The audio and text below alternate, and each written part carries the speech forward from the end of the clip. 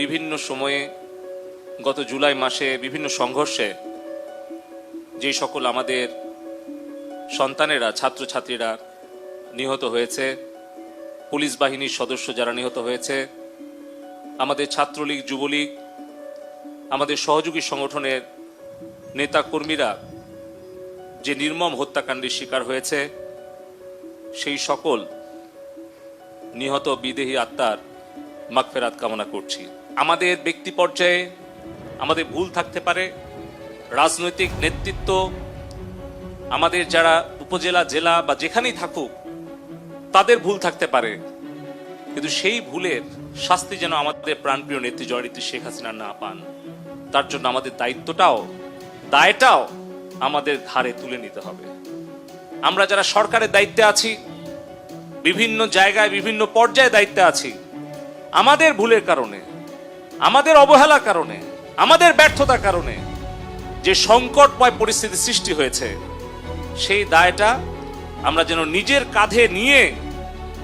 আমরা যেন সেই দায় স্বীকার করে আমাদের ভবিষ্যৎ প্রজন্মের ছাত্রছাত্রীদের কাছে ক্ষমা চেয়ে আমরা জননেত্রী শেখ হাসিনাকে নিরাপদ রাখার জন্য, বাংলাদেশকে নিরাপদ রাখার জন্য যে কোনো ত্যাগ স্বীকারের জন্য যেন আমরা প্রস্তুত থাকি। আমি চলন বিলের সন্তান, আমাকে আপনারা 4 বার সংসদে পাঠিয়েছেন, জননেত্রী শেখ হাসিনা আমাকে 3 বার মন্ত্রিসভায় নিয়েছেন। এই চলন বিলের কাদামাটি থেকে আমাকে চলন বিল পর্যন্ত, সিলিকন ভ্যালি পর্যন্ত কাজ করার সুযোগ করে দিয়েছেন। আমার যে দায়, আমার যে ব্যর্থতা,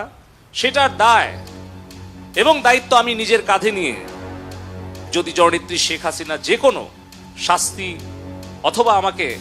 যে কোনো সিদ্ধান্ত দেয়, সেটা আমি মাথা পেতে নিয়ে আমি বঙ্গবন্ধুর আদর্শের সৈনিক হিসেবে, জননেত্রী শেখ হাসিনার কর্মী হিসেবে, আওয়ামী লীগের একজন কর্মী হিসেবে আমার তরুণ প্রজন্মের কাছে যদি আমার কোনো ভুল ত্রুটি হয়ে থাকে, আমি করজোরে প্রকাশ্যে আমি ক্ষমা প্রার্থনা করছি। এবং এই ইন্টারনেট ব্যাহত হওয়া, এই সোশ্যাল মিডিয়ার গুজব প্রতিরোধে ব্যর্থ হওয়া,